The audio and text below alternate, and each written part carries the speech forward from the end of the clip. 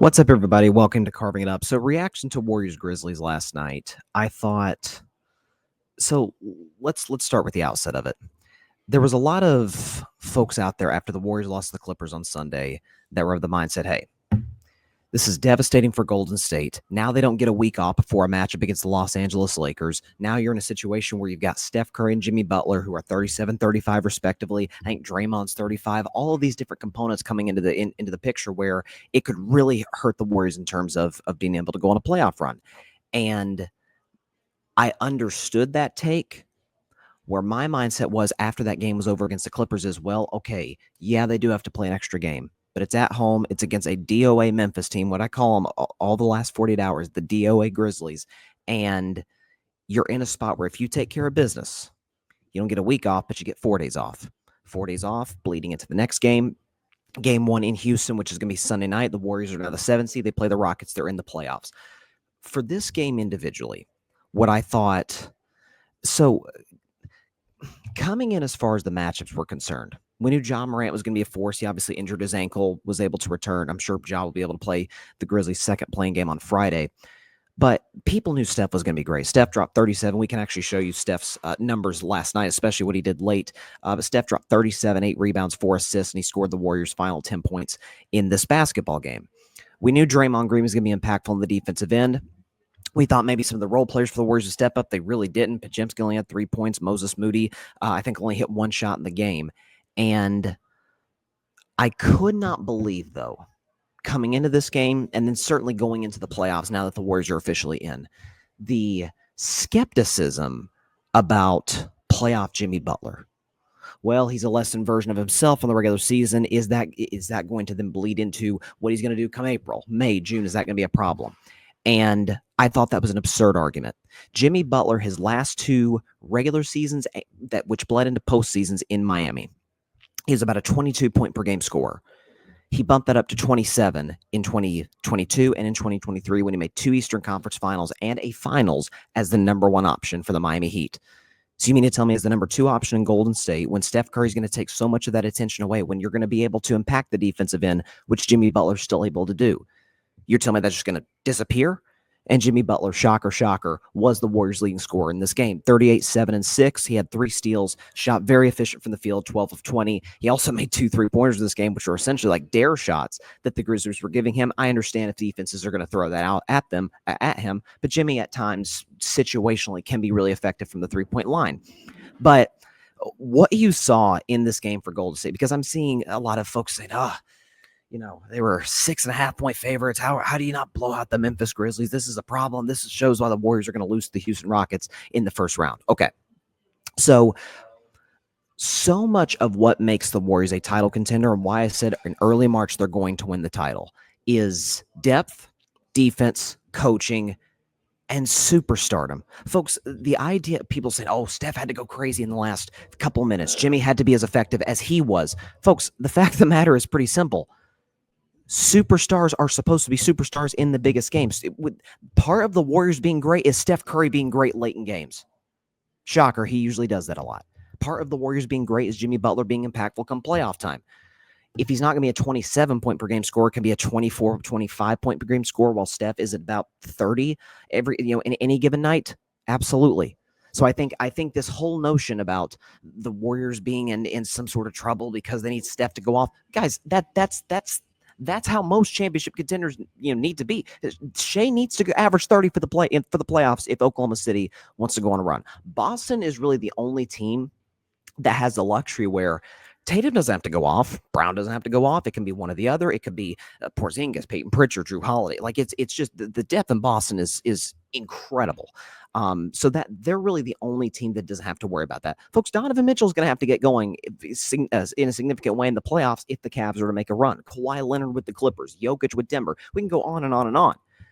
So I think people trying to signal out the Warriors as if they're some sort of outlier. They need their superstar to be great to advance. Yeah, every team does. And so I thought that was a BS narrative. What I think is going to be key for Golden State in this matchup against Houston, because listen, you have a Rockets team that an excellent regular season was hot in the second half of the year. So were the Warriors after the Jimmy trade.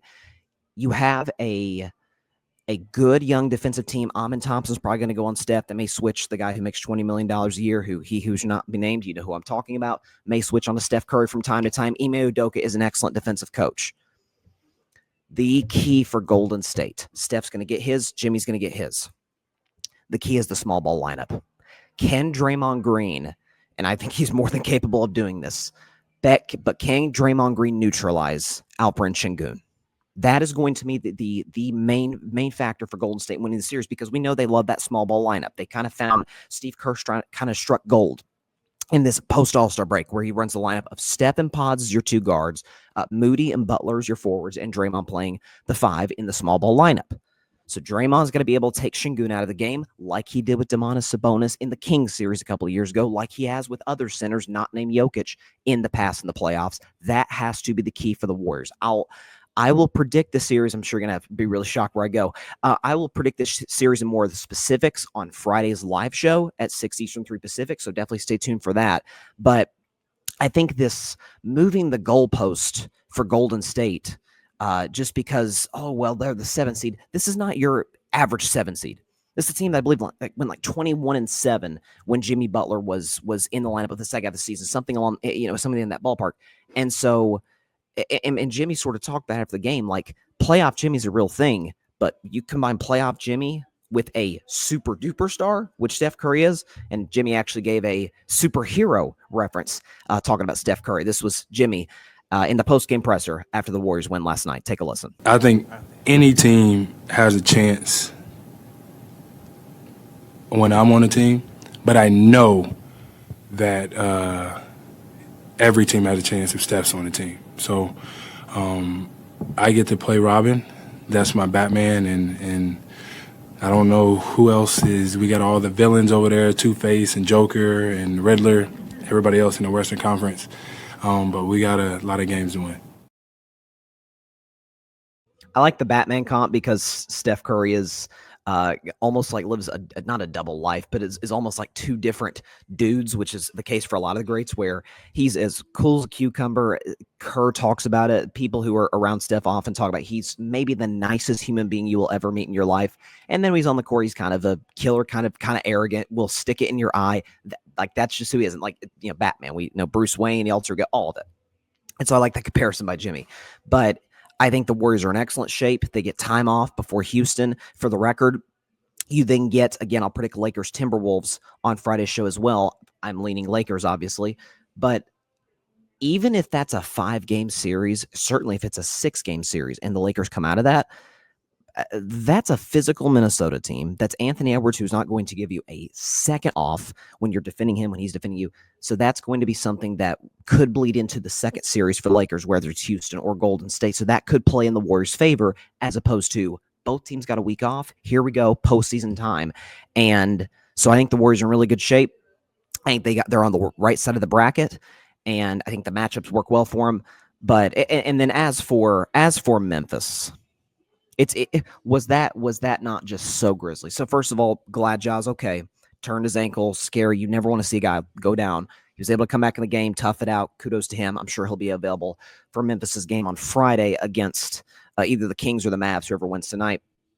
And Memphis probably should win that game. But this is what I've talked about for about the last 3 years on this show, in sort of the Ja era in Memphis, is from the front office on down, they're a disorganized embarrassment of a basketball operation. So you think about 2022. You think about the fact when Memphis finished with a 2 seed. Ja Morant had sort of his breakout season in year 3, and what happens? Throughout that season, you got Grizzlies talking junk about the Warriors. Oh, strength in numbers. Remember the Jaren Jackson tweet? They end up going out to Golden State in round 2. Dylan Brooks ended up injuring Gary Payton II. I said his name, my bad. Dylan Brooks ended up injuring Gary Payton in that series. You come back the next year. There's all the nonsense with with T. Morant getting into it with Shannon Sharp at the crypt, and Ja with the firearm videos, and Dylan Brooks talking about LeBron can't go left, and Ja, I'm fine the West. They end up getting clocked in Game 6 by the Lakers and knocked out. Injuries hurt him last year, and then this year you've got the firearm celebrations, which are would be alarming for literally no other player in the league. With Ja, it's, given his history, it's not great.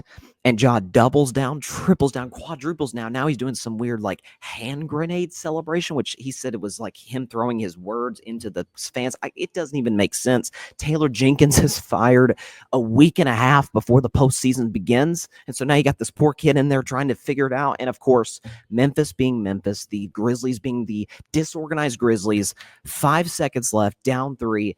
Not only can they not make a 3, not only can they not get off a 3, they can't even get the ball inbounds.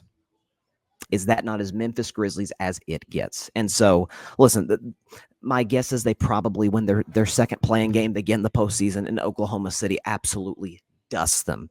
It goes, I would actually be shocked if it got to a game 5. I'm dead serious. And my skepticism about Oklahoma City, their youth, whether the whistle for Shea is going to continue come playoff time, but it would be a complete mismatch in every way, shape, and form. So Memphis is, listen, I've called them the DOA Grizzlies. That's exactly what they are. The question is, will it end on Friday, or will it end a week from Friday, so to speak? So, but listen, I think the Warriors are in excellent shape. I think they're going to go into this Houston series with confidence, with rest. They're going to be healthier. And for the record, for what it's worth, not only has Steph Curry never lost a playoff series to Houston, he's 4-0, but up until last Sunday, so that would have been April 6th, until that loss to Houston at home, in a game when Steph Curry scored 3 points and people saw it as some referendum on the Warriors. Gonna go on a limb and say Steph is going to score more than 3 points in game 1 and throughout the series. I don't think Amin Thompson is the Curry stopper, just like Dellavedova was the Curry stopper a decade ago. I think we're kind of through that. Up until Sunday's game, Steph Curry had not lost a home game to the Houston Rockets since February of 2019. This show didn't exist. KD was still a Warrior. A lot was very different in the world in 2019 as opposed to 2025. Steph went that long without losing to the Houston Rockets at home. And for the record, he went in about that time span, about 5.5 years, without losing to the Rockets on the road too, which Golden State did in the in-season tournament. So I think the Warriors will be fine. They go in with a lot of confidence. Vegas actually has them favored to win the series, as they should. And so people that are like, I saw, listen, I love Nick Wright. I think he's excellent. He's one of the top sports analysts in the business. But he put out a tweet saying something like, I'd like to be the first to congratulate the Los Angeles Lakers on beating the Houston Rockets in the second round. Essentially saying, yeah, the Houston's just going to dust Golden State. I think that is mistaken. I think it is flawed logic. If you believe the Lakers or Oklahoma City or really any championship contender other than Boston, and the only reason I say other than Boston is because Boston's so darn deep. It has so many guys that can beat you.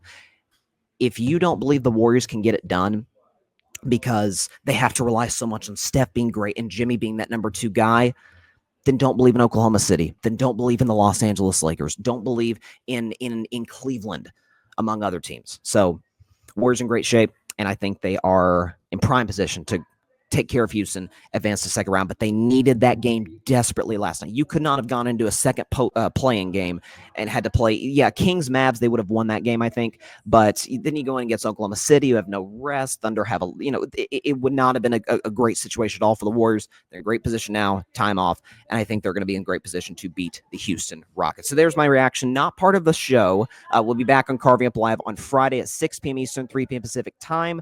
But very excited for the Warriors postseason run, as I will continue to repeat.